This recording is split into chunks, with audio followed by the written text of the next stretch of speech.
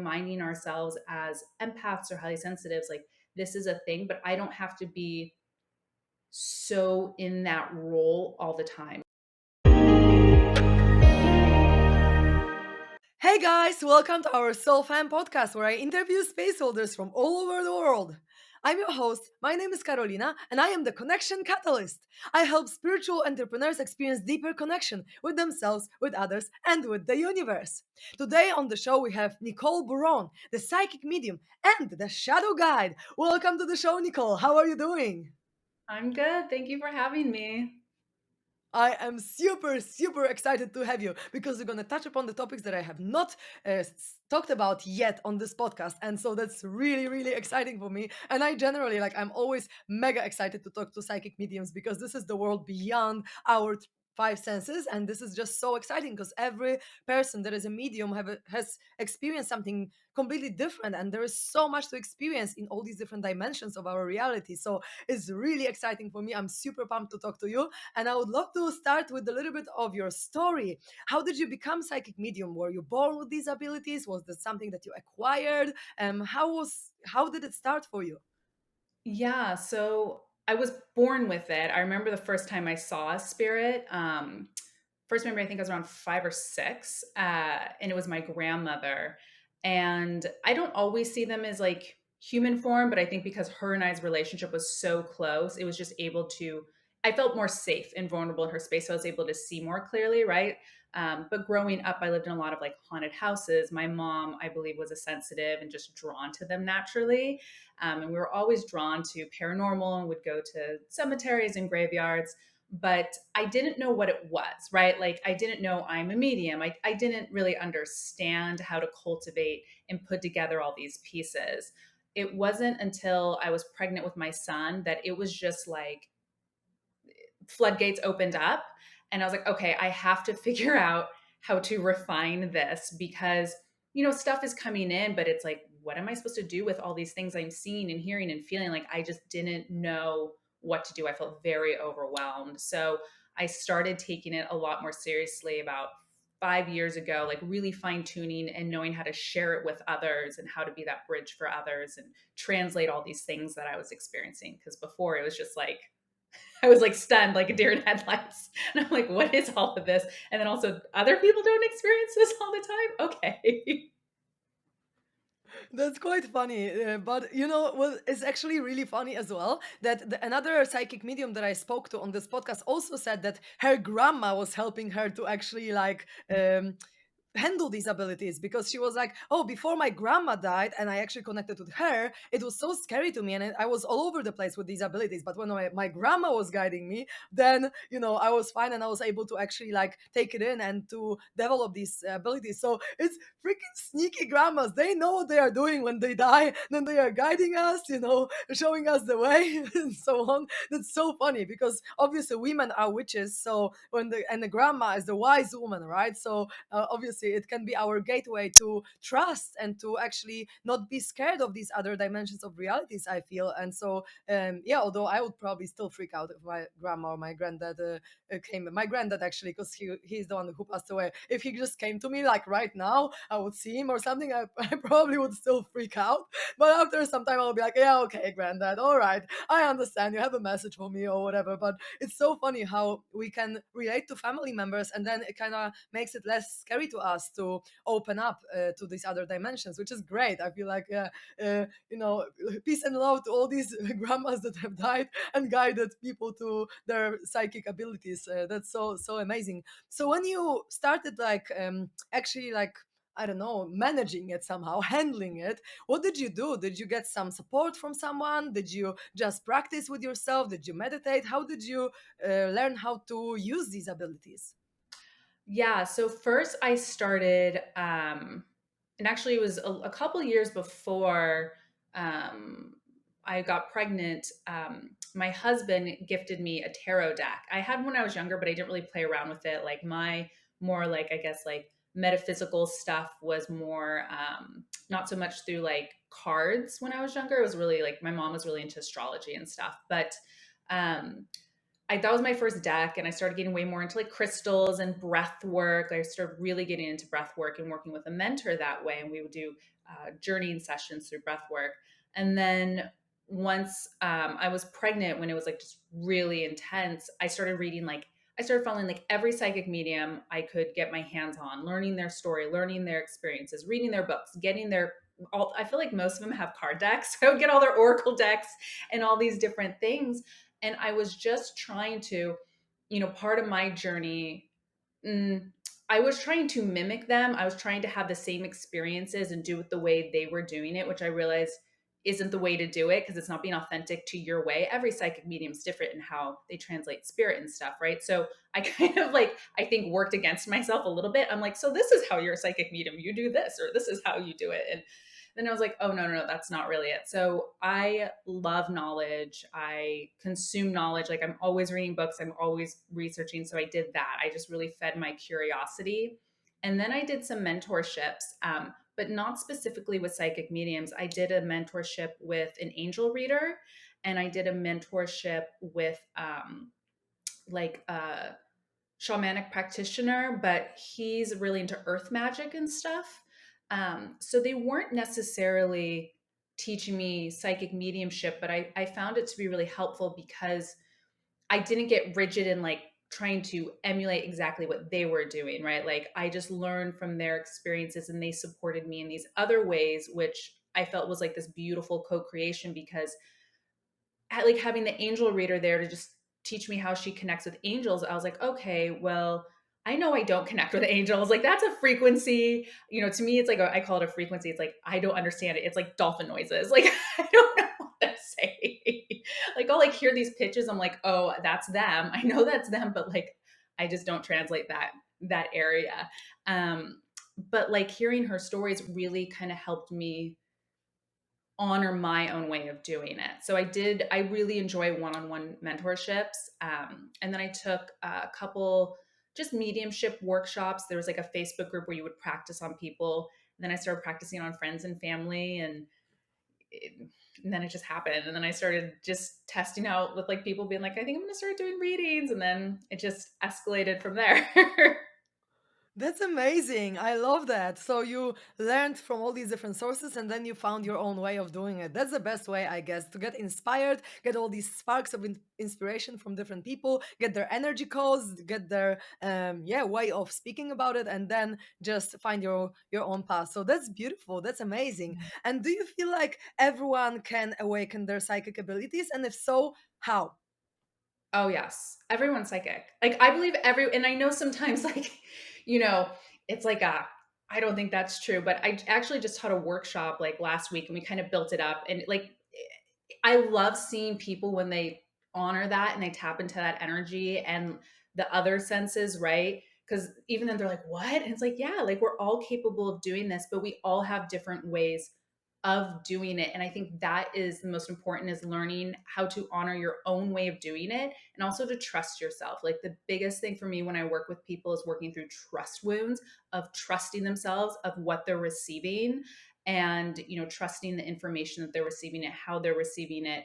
And like it's habits and routines, right? Like I think you do have to shift into a habit and routine of moving into the space to create room in your life or commit your energy to these things, which creating habits and routines I know sometimes can feel a little limiting or like boxed in for people, but like it's like rituals and ceremonies are to me habits or magical habits and routines in a way. So it's just like reframing some of the wording maybe, right? But I think everyone can tap into their psychic senses. And we as I I sometimes find when I work with people, they think that they're supposed to disassociate from their body, and it's the furthest thing from the truth. Your body, we have the other senses that support the non ones, like the non, tangible ones. Like we know we can smell things and see things and hear things, but it's like those support you. Those are your supportive tools. So if you're not embodied, if you are not honoring your body and tuning into those senses and nurturing those, it's going to feel a little more difficult probably to honor the other area that you can't see or that you're not familiar with. Like that's your foundation for it. um, and I like to like tell people if they're want to like tap into their other senses, like like the clairs, right? The clairaudience and the clairvoyance and all that stuff is take what resonates with you here. If you love music, clairaudience might be your jam. Like you already have a connection to that. You are already connected to that. So just expand it more and just make that connection even stronger and more co-creative. If you're a visual led person, you might be clairvoyance. People that like tarot and oracle decks and are really into the art, I'm like, I bet you clairvoyance is your jam. You are already connected to it. It creates something inside of you, you feel drawn to it, like build upon of that trust. Like even if it seems, sometimes we want to overcomplicate things, right? So even if it seems too easy or too simple, it's like, that's okay. Why does it have to be difficult? Lean into what you're naturally drawn to and start exploring a clair that is connected to that, is what I say for people that want to tune into their psychic senses and psychic energy. Yeah. Yeah. Um, yeah. Do you want like some ideas of how to start exploring it? Okay. So yeah, I really like, if someone is, I guess I'll give two examples. I'll stay with clairvoyance and clairaudience because I feel like they're maybe the easiest ones for people to tune into. One, if you're drawn to visual things, if you really like visual art and things like that, right? Or film or things like that, like start playing with cards if you want to, or start channeling. If you can go into meditation, start drawing. And don't get, sometimes I think we get so caught up in like it needs to be some standard of something, but just like being in the flow and like even asking spirit to guide you, or whatever you want. Spirit, I'm nuanced with it, whatever people want to call it, higher self, divine source, whatever feels good for you. My angels, my animal guides, whatever. Asking them to channel the art through you. You might be really, I've been wanting to tune more into my clairvoyance again. So I've been drawing, I've been doing meditations and drawing. I'm not like, I don't call myself like that kind of artist, right? Like I'm not known to be a painter or drawer. I use my son's markers for this. I don't own art supplies. I use my kiddos ones to do it.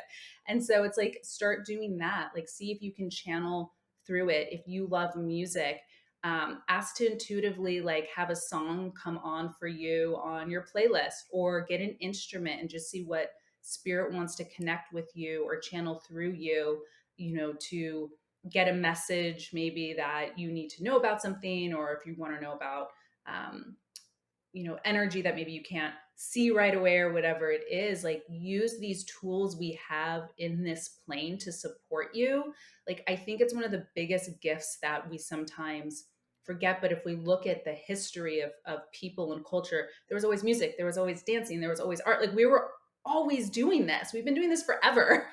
And like I think we've wanted to overcomplicate it. And if we just could like lean into ease and the flow and playing with these tools that we have here to support that, we'd be so surprised at what we can connect with psychically and with spirit. So I guess those are like two ways if you want to explore clairvoyance and clairaudience. That's amazing. Thank you so much for sharing. Yeah, I feel like we are in the physical body for a reason. So we need to use our physical body to also tap into the higher realms of consciousness. And physical body is nothing but the manifestation, the projection of our soul, of our consciousness from the other dimension into the physical dimension. So through this dimension, we can actually connect to other dimensions as well. And I feel like, yeah, in spiritual field, sometimes it's like overlooked in a way. Like, okay, I want to get out of this 3D. I just want to go out of my body and astral project to all these different realities, right? But actually, we are here. Like, we need to ground. We need to use the tools that we have also in the physical world. And I just love living in the human body on earth. I feel like I couldn't just drop it, even if I could, travel anywhere with my astral body. I just love being here on earth, and I feel like that's really a perspective that we should have, because we need to connect to earth and to the other realms obviously as well. But I'm really grateful that you shared that we can connect through the physicality, because I feel like some people are like, yeah, whatever, let's just like stop eating, let's be Breatharian, let's just be in these higher realms. And I've been there. Like, I mean, I fasted for 3 weeks and then I went liquidarian for like half a year, but then I was like, yeah, but I actually love food. I actually want to be in my 3D reality. I want to taste. I want to, experience all Mhm. these different things. And of course, eating healthy is important and whatever, but like, I want to experience this life in here. And so, yeah, I'm just really, really happy that you shared that. So thank you so much. And having said that, I would love to ask a question about the spirit guides, and specifically Mhm. the animal guides. Yeah. Because we all have spirit animals, and from what I know anyway, we also have power animals. Yep. So from my understanding, like the spirit animal is the one that is supporting us like throughout our life, and the power animal is the one that is coming to us whenever we need it, just in specific times, right? So to give Mhm. us some qualities that we need in the moment. But and there is also totems, right? Is that Mhm. correct? That we Mhm. are the animal that we have the most qualities of. That's what I Mhm. understand anyway. And so, is it true? Like, do you perceive it in the same way? And also, like, how does it even happen that we have all these spirit animals? And how can we call them into our lives to connect with them and to actually use the power, the energy that they are holding in our human existence to support us in our life? Mhm. Um, so for my experience, yes to a lot of that, and then like some nuance to it. So one of the mentors I worked with specializes in power animals, and so how I've learned from him on that is like you were saying, somewhere like we call them into. So I have one. So I identify as a highly sensitive person. I'm actually pretty sensory avoiding. Like with this ring light, right? As we film this, I'm gonna like need to go into my safe space after because it's overstimulating. So like I will call in one of my power animals when I'm in big social spaces to help me protect my energy, right? Because I am in co-creation and leaning on them for that support, for them to empower me and help support me in a way that maybe like it sounds silly, but it's like when I go to the grocery store because I'm overstimulated, it's a large crowd, the lights there are always really overstimulating to me. So I'll call in the power animal I have for that I went through like this meditation with one of my mentors. And So, which then animal so do you I call then? huh? Which animal do you call then when you go to the grocery store to protect you? Oh, I mine's mountain lion. So I And call him mountain lion. does it work for everyone? Like, for example, I have a friend who is a highly sensitive person as well. If he called a mountain lion as well, would it work for him in the same way as for you? Or do you need to connect to this power animal first, and then, kind of develop a relationship with it? It would probably be more which animal is looking to work with which animal spirit is looking to work with him. So we all have, right? Like, so this is where it gets kind of like nuanced. And I think it's like where we have to trust our intuition and what we connect with. Like, there's a lot of books, and one of my favorite oracle decks is an animal deck and all that. And they have different meanings, right? Like they have like, you know, lion usually represents like courage and leadership or, whatever it is.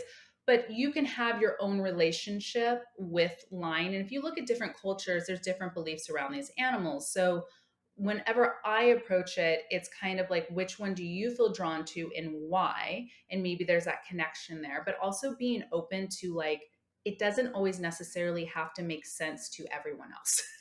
Like that, your friends animal when they're highly sensitive could be lizard, and that may be like, why lizard? And it may make the most sense for them if they went through meditation, be like, of course it's lizard because of this and why, and lizard came to me and told me why, and it would be perfectly aligned for them and what they need. But it's like, I think sometimes it limits us to put like a stereotype on animals because it's like, it's, I think there's themes with them, but also everything that I've gone through with people and connecting them or hearing their experiences, like there's like to me a sacredness and a very like intimate relationship people have with animals that come into their life. And so, if you're drawn to certain animals, like I'm always going to be drawn to big cats. Like I'm a Leo myself. I'm a Leo stellium, and I love panthers and jaguars. And like I love big cats.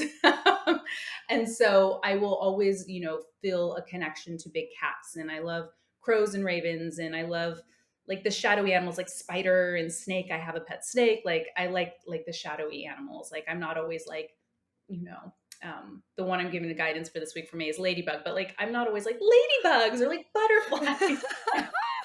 So like That's trusting what you're funny. drawn to, but some people have their thing, like they love dolphins or they love water animals or and leaning into, I think there can be a theme of why so many different cultures and people maybe see themes with these animals and how they show up in this world, right? Like a lot of the native perspective of this is or a lot of Native American perspective of this is, looking at how they show up in this realm too. Like their spirit is embodied in this way for this realm. So having that alignment, I understand why we do that. It totally does make sense. But like when we connect also to just the spirit outside of body is like allowing some room for nuance with it because they don't always like fit in in like a stereotype we may have of like how we view that animal, right? So your friend may have a very different animal, but yeah, power animals are kind of calling for that. I do think we have animals that are really drawn to us throughout our entire life. Kind of like my approach to spirit guides is we have certain guides, right, that I think are with us through everything. And then we have ones that filter in and out during different times in our lives. And I find animal guides are very similar. They'll filter in and out during certain circumstances, and it could be for a couple months. It could be around a certain theme in your life. If you have your one animal guide who comes in to support you and give you guidance as a parent, like it may come in forward when you're like asking for their help or support to deal with things as your role or responsibility as a parent. And they may not show up in like another area of life, but I find we have different animal guides for different areas of life as well. Hmm. And so that would be the spirit animal that we're talking about, the ones that are staying with us for our whole life, and the power animals that are showing up and kind of going away. So power animals, I find that we have when we need support and to feel empowered and kind of more, I find, maybe directly in this realm. So like dealing with maybe more in physical realms. This is just my approach, by the way. So there's a lot of nuance out there, but in spirit, like the animal spirit guides, I find it's like the essence of that spirit, kind of like our other spirit guides. So they will have ones that stay with us through our life, and then we have ones that show up during certain times in our life. And you know, I think it's limiting to say like it's only X amount of time or whatever it is. And they could have been there the whole time and just been activated and just kind of waiting on standby. They could have just been like, I'm waiting for my name to be called. But I Hmm. do find certain guides will show up. And there's what I consider more like the shadow animal guides that are kind of the animals that are like really misunderstood in this realm. So like people have fears. Usually if there's an animal someone has a fear about, I'm like, that's maybe your shadow animal. It's something for you to connect with and work through.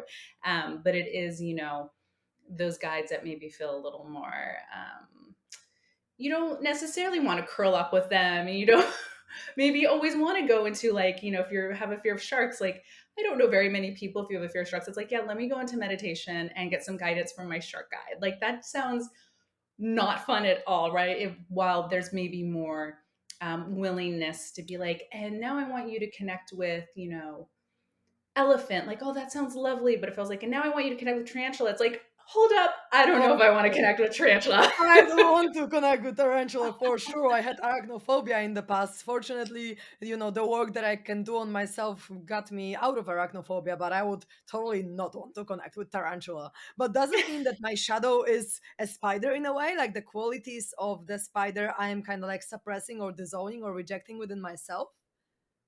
Yeah. So usually if someone has spider, I find a common theme with spider is people. It's funny because what you're saying about your thing, it's about building your web. It's about building your life. Like spider, if and also like finding the letting go of perfection. I find peace sometimes if people are connected to spider, it's about letting go of perfection, right? Because if you look at the spider web, it's not always a perfect web, but it's functional and it serves a purpose. And if it gets knocked down, spider gets up and rebuilds the web. It's not like, ooh, that one little tear. Like spider's like, no, can it catch the flies? Does it support me? Does it this great? Thumbs up. It did its job.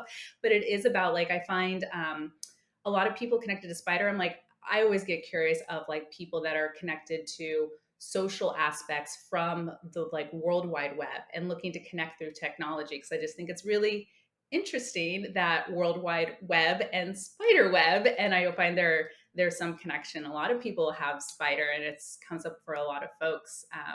So there's a lot of themes with spider, and like creating your own abundant life, and also finding, there's a vulnerability to spider too, right? Because I find spider can come up for folks that are looking to honor their vulnerability and feel safe in people not always liking them. A lot of people don't like spiders, and a part of it means like you have to kind of be okay with people not liking you and being misunderstood, and things like that, and just knowing like you do you.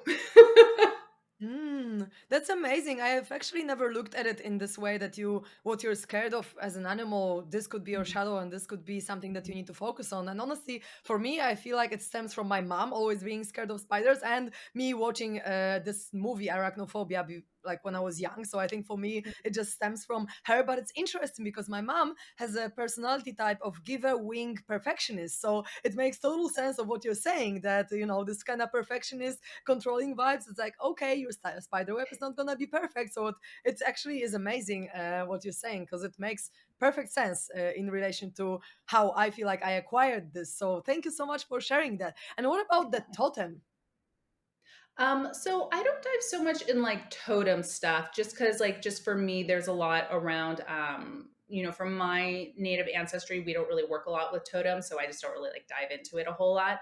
Um, you know, I think if people resonate with that sort of like, I guess like embodiment of that, I do think there is a lot in there, at least from my perspective. We have those through Celtic tradition. My mom's side is more Celtic, my biological father's side is more Native. And so looking at the roots of that, like we see animals in like every culture, and such a big deal in every culture. And I think it does speak to, again, going into like how we develop as humans. I think it does speak more to that shadowy animalistic side of us, that sort of like instinctive side of us, that part of us that maybe just is really in tune with the earth and isn't looking so much from like a moral compass. Like animals, right? Like an animal's not like I shouldn't eat that other animal because like that makes me a bad animal. There's no like moral compass. Like, animals are like, no, this is just what we do. I'm just in the cycle of it. So I find like there's certain animals that may allow us to feel more connected into just like the cycles of life, and sort of like these less sort of moral compass led ways, and releasing our super ego in some ways. So I do find there is like that psychological aspect of it. And we kind of do it right, like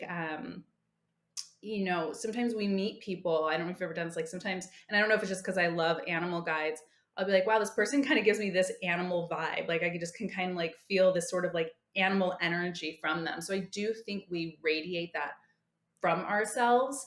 I just don't really like, I don't put the term totem to anything because it's not the field that I work in. Yeah, and I'm just curious about it because once on one of the psychedelic experiences, I saw my face literally turning into a wolf. Like I, Mm. I looked into my own eye and I felt like gray fur all over my eye, and my nose started to just go to the front, and I was like, "Whoa, I'm a wolf!" And then of course it disappeared because I freaked out completely. I was like, "What is happening? I'm a gray wolf," and that's why I'm just excited to talk about it, because I feel like I was a wolf, or I am a Mhm. wolf in some other parallel reality, and that's why I feel like Mhm. identify as wolf. And some people might call it totem, some people might call it past life, or current parallel life, or whatever, but I feel like we have sometimes the qualities of a specific animal, and I see these qualities in my friends, let's say, of these animals as well, that kind of like are aligned with our energy.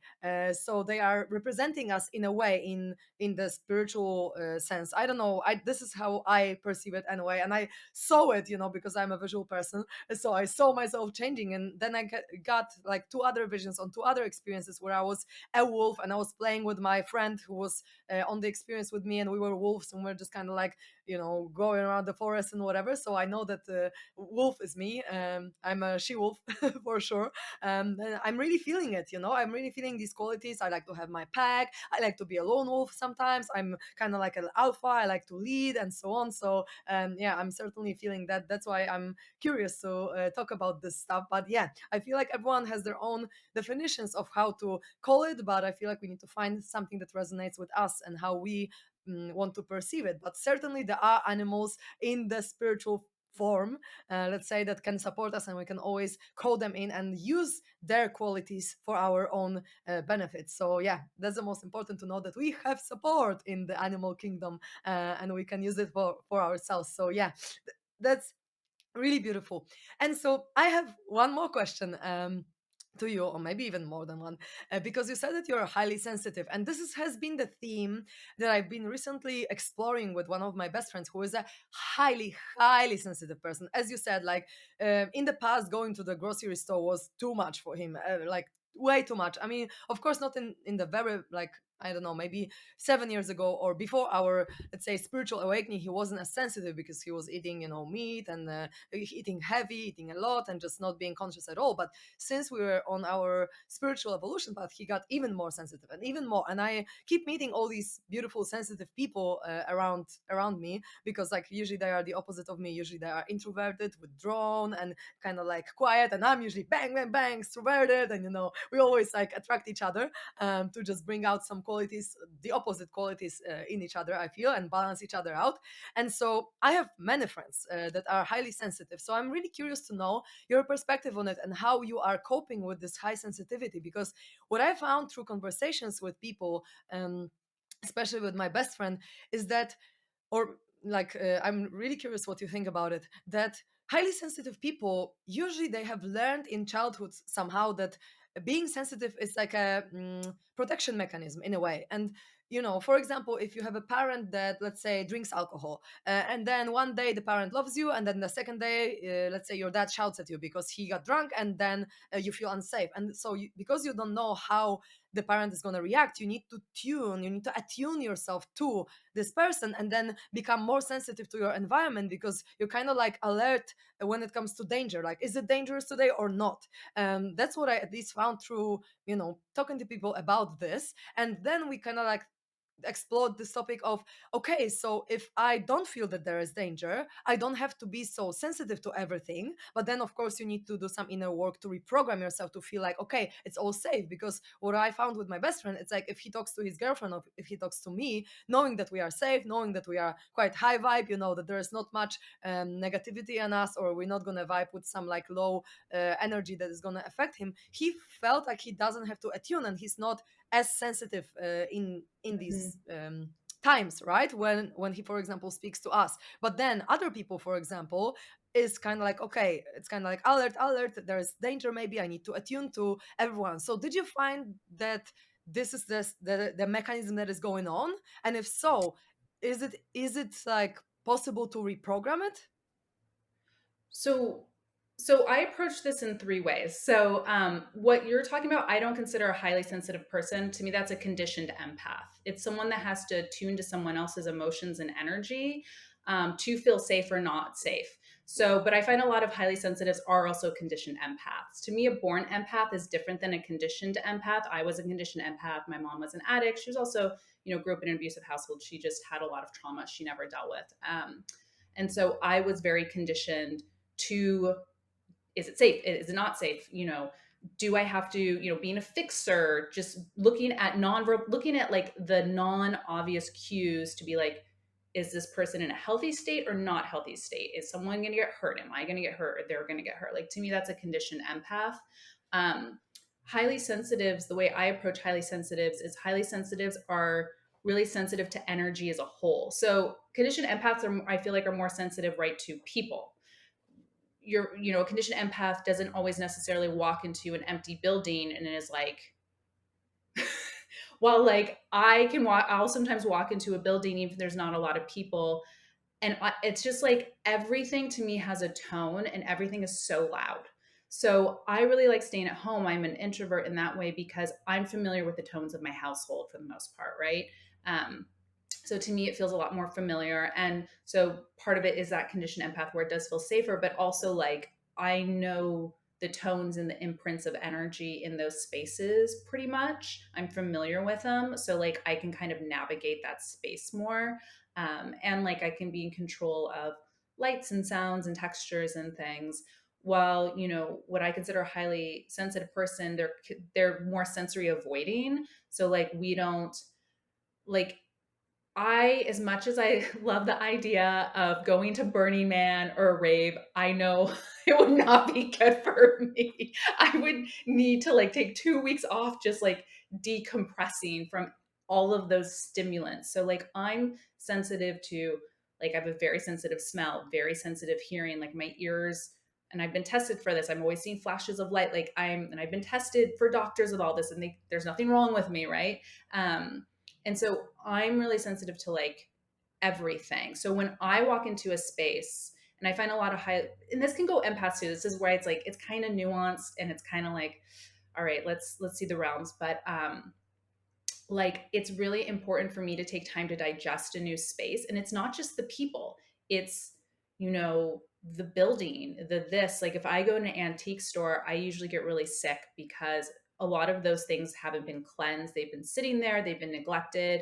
These were really important items to people. I find metal, I'm really sensitive to metal. So jewelry, like antique jewelry, I'm very sensitive to because it holds this like energy vibration or energy imprints. And so I'm getting all these pings. And so I'll walk into a space and just be like, and need to digest it and like call in my power animal and be like, okay, observe, don't absorb, observe, don't absorb. Like I don't have to hear every story for everything because everything to me comes as like a story and information. It's like a data download. So I tend to kind of look like a deer in headlights when I go into new spaces. I'm just like, this and I need time to process and digest. So when I was younger, I was called shy a lot. I had a lot of digestive issues in my stomach because I couldn't digest anything. My physical body also did not know how to digest. So taking care of my digestive health is very important for me. It helps me, it supports me as a highly sensitive. Um, and like my nervous system is really sensitive. I have to do a lot of nervous system support. I find a lot of highly sensitives have really sensitive nervous systems, but like layered on that, that's also from a lot of trauma, right? So there's so many things, and like, you know, I think there's crossover of highly sensitives being diagnosed with ADD and ADHD and being neurodivergent. Like I've been diagnosed with dyslexia, ADD, being neurodivergent. I had a lot of learning curves in school because there was so much around me and like the lights. And so I'm sitting there, I missed the first part of the lesson because I'm just getting situated in the space. And it's not even necessarily because people felt threatening to me because of their emotions. It was just like so much and just so much energy filtering in and out that, you know, I didn't do well in a lot of school because it took me time to. And I find a lot of highly sensitives, conditioned empaths, empaths, people that have a lot of trauma, have a lot of education wounds because of that, because acclimating to spaces, being needed to be switched out a lot of spaces. And especially high school, if you think about like the hormones that create on top of that, like I just find like there is an energy to people, to teenagers and their hormones. And even like when pregnant women, then like their hormones, right? Like, or pregnant people, like their hormones are just like, it's a different energy thing. So like sitting in a classroom with a bunch of people that maybe have like different learning styles and then have all these hormones, it's a lot. Like I did not do well in high school. I was just like, oh my God, get me out of here. So I that's kind of like understand my that. approach to highly sensitives and empaths and conditioned empaths. Hmm.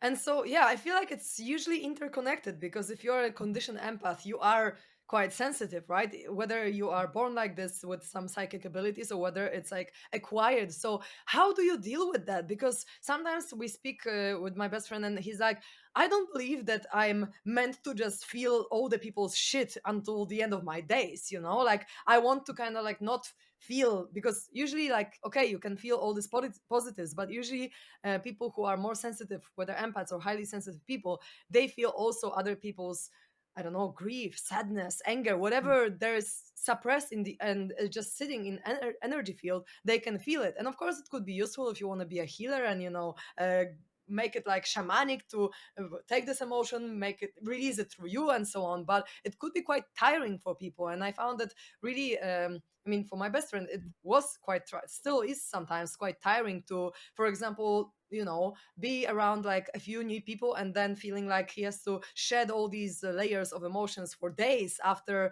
one meeting, right? That lasts like 2 hours or whatever. So, what would you say that is your recommendation for these kind of people? Like, what kind of methods or ways to deal with it so that people actually can live a life without having to take everything on and then without having to process it? Or is there nothing that you can do and it's just like, okay, you just gotta deal with who you are and with your energy, and you just need to process it, and this is how you were kind of conditioned in this life to be? Hmm.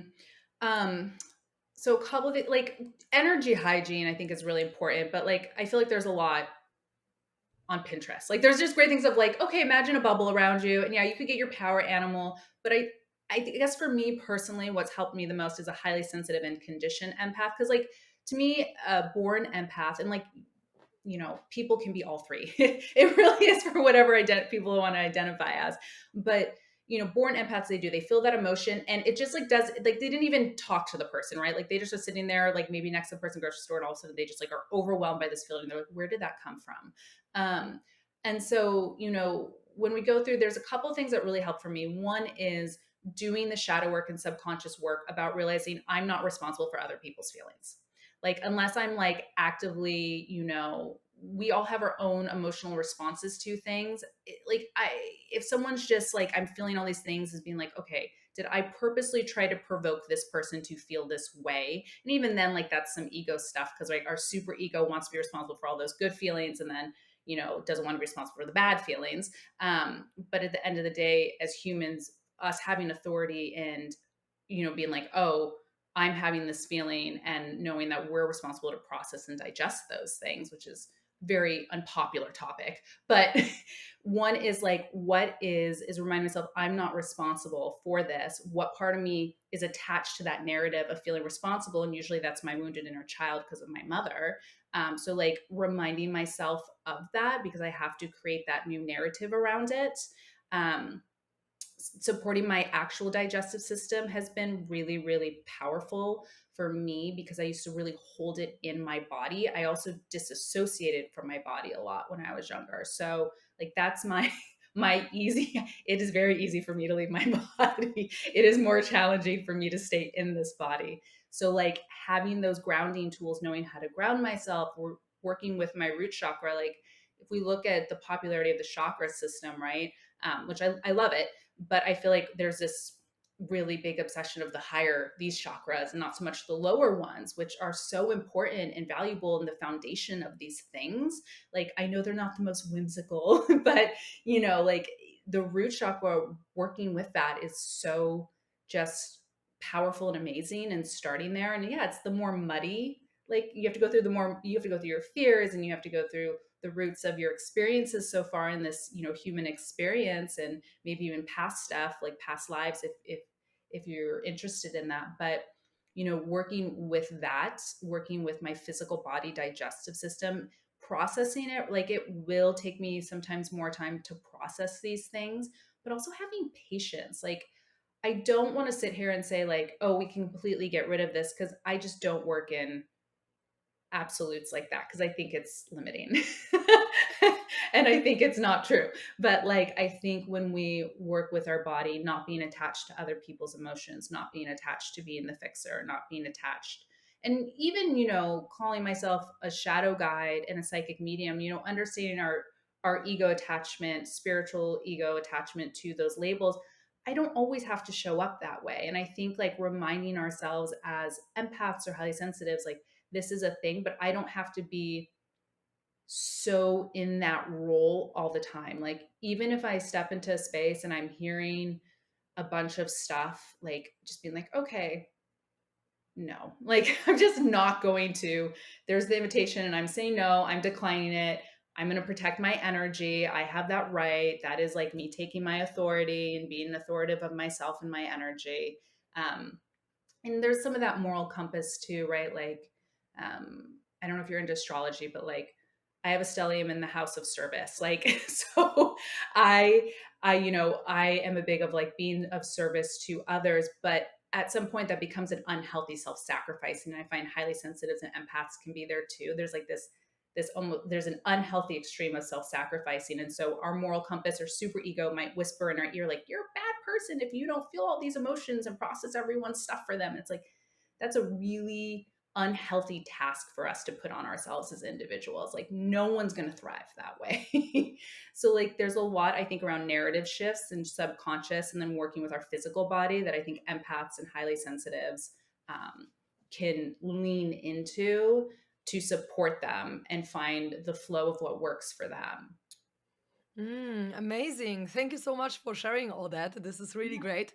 And I also am curious to know because I work with beliefs. I use the modality called Psych K that is shifting our mindset very quickly, effectively, and so on. And I really believe in beliefs in terms of, I really believe that beliefs shape our focus, shape our attention. So, in my view, it's like, okay, if you had like a very strong belief, like a very, very strong belief that you are the master of your energy, but of course you would need to do a lot of work probably in your shadows, right, to actually really truly believe it, that all parts of you truly believe it. If you were like, okay, with my free will I just command that I just cut off from all this stuff that I'm feeling right now, and I am just centered in myself. If you have a very, very strong belief in that, then I believe that okay, you might just be able to shut it all down. And of course, it might require years of work. I'm not sure, right? Depending on your programming and how you were perceiving yourself as a highly sensitive, for example, it's probably not that easy to switch. Okay, I'm super highly sensitive to. Okay, I don't feel anything. It's probably Mhm. not like the easiest thing to do. But do you agree that if someone had like a strong belief in themselves in terms of I can do whatever, I can create whatever in my life, also just cutting off from feeling all the people, would do you think it would be possible to just like command it and just like not feel everyone? I do. My husband just shared a story with me about this scientist who like beat. He was not a trained runner or anything, and I'm going to butcher this story, but I think it's in alignment with what we're talking about. Like pretty much, it was like how they created the Romans. I think created the distance of a mile, and they're like, no one can run a mile in less than 4 minutes, and they used it in like war, and that was the reason they made the mile against their attackers and stuff. But this scientist, not a runner, didn't train. The scientist was like, I can beat that, because the scientist said the mind knows no limitations. And the scientist did. It ran and didn't even train to do this, was not known to be a runner. It just was like challenge that belief, put their mindset to it, and did it. And like it doesn't like I don't speaking of belief systems, like our brain is so powerful. It is so amazing, and that's why like I love subconscious work and shadow work and all that stuff. And so I do think if someone is very committed, but you have, that's the thing too, is we're all energy, right? So it's not even just so much the mindset and belief, you also have to be willing to commit your energy to it. So like that's why like habits and routines change things. So I don't think it's like a flip of the switch, like you were saying. It would probably take time.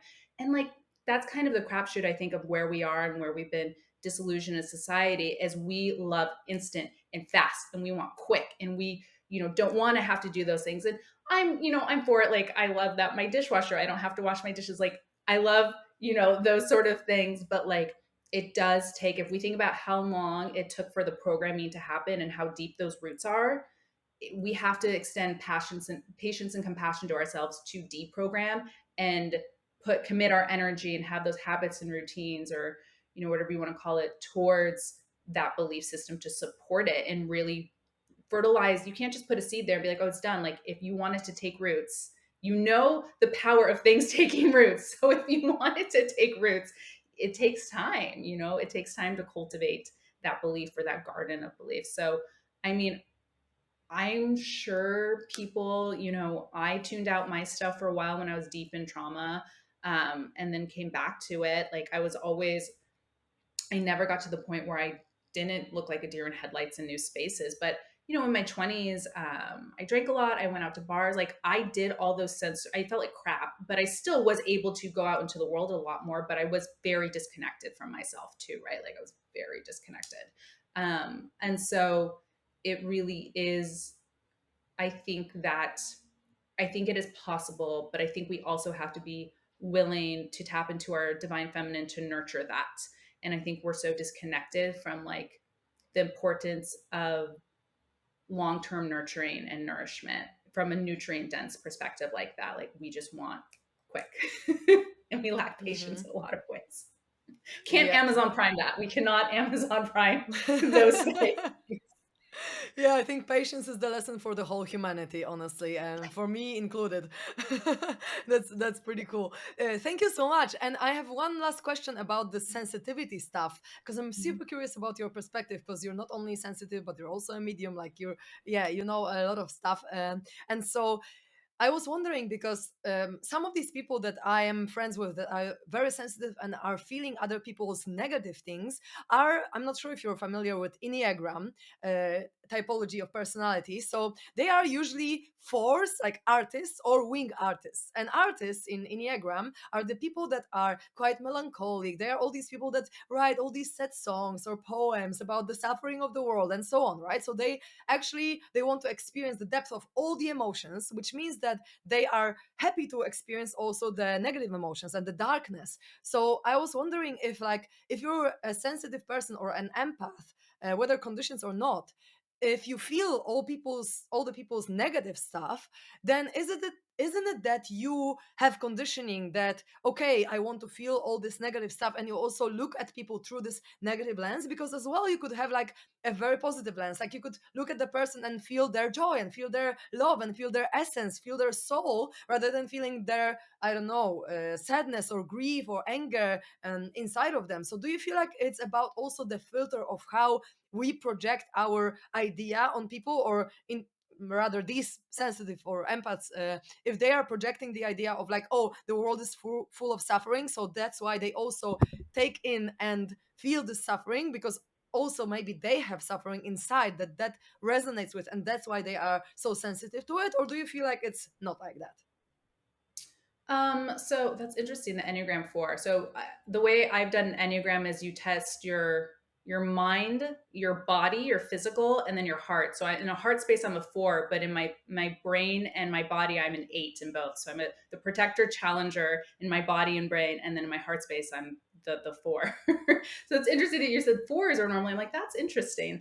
Um, but yeah, so there is, well, we love labels. We want to identify things. We want to put a word or name because it helps us digest and understand it, right? Like even the word grief, like grief itself is an experience. Like grief is a feeling of sadness, but there's so much more to the grief experience. It is a spectrum. And we're seeing here, we're breaking binary stuff. We're seeing the spectrum of thing. We're seeing that it's not always just black and white stuff. Like there's more to the human experience, right? Which in some ways frustrates us because it's not as easily digestible.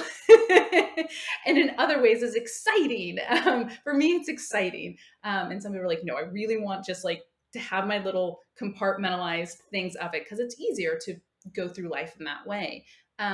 So I think it is a bit of projection because I think any empath or highly sensitive person does well to study the emotional intelligence wheel so they can identify the words and tied to like certain feelings. Because sometimes I find we'll feel stuff and just be like, I don't know if this is necessarily. And everyone's idea of what feels positive or negative is so different. Like I don't feel anger like negative. Like I think anger is a really powerful channel for creative energy and helps us a lot. So like to me, if someone's angry, I'm not like, like I don't feel dysregulated. Like I know, like, okay, are they showing signs of like violence? Of course, right? Like we have so many layers of stuff. But one is, I think highly sensitives and empaths they experience it and it's maybe more familiar to them. So it doesn't necessarily feel scary, I guess. Maybe not scary, but like it doesn't feel, they can identify it, right? So like they can identify it in some way, be like, it's this thing. And then in other ways, like we have to look at projection. Like I just did an episode on my podcast about how we can project past relationships into our current relationships, trying to heal a past relationship and to this other person that has similar behaviors or this or that, right? Like, and it doesn't honor us as individuals and our own unique beings. And I think part of the first thing is like, highly sensitive empaths, it's probably going to feel safer and easier for them to navigate through life being like, oh, this person, we look at the red flags, right? Like if you've seen over Instagram, it's like, these are the red flags of people. And I think it serves us well, but also things again are nuanced. Like people may give signs of love bombing, but maybe they're just really like giving gifts and that's their love language. Like there's so much nuance here, but we want to identify things. It helps us feel safe. It helps us feel superior. And so when we do that, going through this, I think it's important to see if we're projecting that in our story and narrative of who this person may remind ourselves of, and be like, okay, is this person really this, or is it because they look similar to this person I had this positive or negative experience with, or was kind of always like a pessimist and I don't like that. Like, is that person true? Are you really seeing that person truly for who they are? Because if we did that, I find if we did that, one, I think the world would be a better place, but also I think we would realize, I think we would have collective grief because we would realize how disconnected we are from each other. Because if you look at it like this connection, it does take our attention. It does, we look at the increase of ADD, diagnosed ADD and ADHD. Like we know the myth of multitasking is a book I love. Like we know our energy is fragmented, our attention is fragmented. If we really did this, if we really looked at every individual as their own self and not our projection or idea or the digestible version of them for whatever narrative we need to fit for that day or our story or whatever, we would feel more connected. But I think we need to get to a point of being willing to experience the grief of being like, wow, we've been disconnected from each other for so long. And that is going to feel so sad and just overwhelming to a lot of people. I find our subconscious and trauma may even protect us in our brain being like, let's just not. But what if we just didn't and we do this easier method of it? And I think it limits us and it makes me sad. But like, I get it. Like, I totally get it. Like, I always have to catch myself and be like, is this person really this way? Or am I trying to have them fit like this wounded narrative of mine or this thing that makes it easier for me to really see them? Because we're complex beings. We're not just one way, right? And holding space for that can feel, I think, overwhelming. Mm-hmm. Yes, and also if we didn't have this energy in us, we probably wouldn't also perceive this energy so strongly from the other person. So Mhm. maybe it's good to look at our own shadow and our own grief and our own sadness, and then having healed that, maybe we wouldn't also perceive this in other person, because maybe then we wouldn't just resonate with this vibration and this frequency, and would be kind of like higher than that, higher above it in a way. But of course, it's a Mhm. lifelong journey. Healing is a lifelong journey, and we both know doing shadow work. I've started like maybe over 3 years ago, and there is still more coming up, and I feel like it's even deeper and deeper. It's never ending. So yeah, Yes. we just got to do the work. Yep. Yep.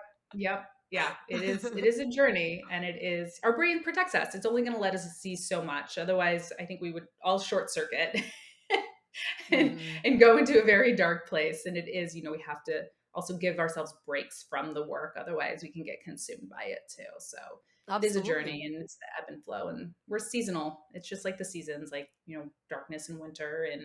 But you're in Australia. It's like opposite, right? I mean, now I'm in Spain. Oh, now you're in Spain. Okay. Okay. Now you're Yes. in Spain. So now it's all sunny and bright. It's a light side of the spectrum right now for me. Just Nice. sun, serotonin, oxytocin hitting, yeah, my whole body. That's amazing. Nice. Thank you so much for sharing all that. And one last quick question I have to you: Mhm. what is the best way to find you, to see your content, maybe to have a session with you if someone is interested, or maybe to start a program with you, or see what you offer? Oh yeah. So Instagram, I'm like old school social media. I have a TikTok, but Instagram I'm most active on. Nicole Burron psychic medium. My website is oh-so magicallife.com and it has all my offerings on there. And then I also have a podcast, the Shadow Work Podcast, which is a private podcast, weekly podcast about subconscious shadow stuff. And you can find that through my Instagram as well. That's amazing. Thank you so, so much. I really loved our conversation. It's been so inspiring for me, and even more inspiring to now connect to my spirit animals and so on, because I really feel like, oh, I haven't been using this medicine for a while. Now I'm going to start to use it even more. So thank you so, so much for sharing Yeah. everything. It's been really great. Yeah. Thank you for having me. It's been lovely. Thank you. Thank you so, so much for listening to us. Oh, I loved this conversation. I hope that you loved it too. So, on Instagram, it's We Are Soul Fam. If you'd like to follow us and see what's there, all the snippets from the interviews you can check out if there's something interesting for you, and stay updated about all the new episodes, and also about the SoulFam app that is gonna come hopefully soon. So stay tuned and updated to that. SoulFam app is gonna be a social networking app for conscious and spiritual people. I'm super excited to create this platform. So if you'd like to find me, I am the Connection Catalyst on Instagram. And sending you so much love and gratitude for listening, and stay tuned to the next episode.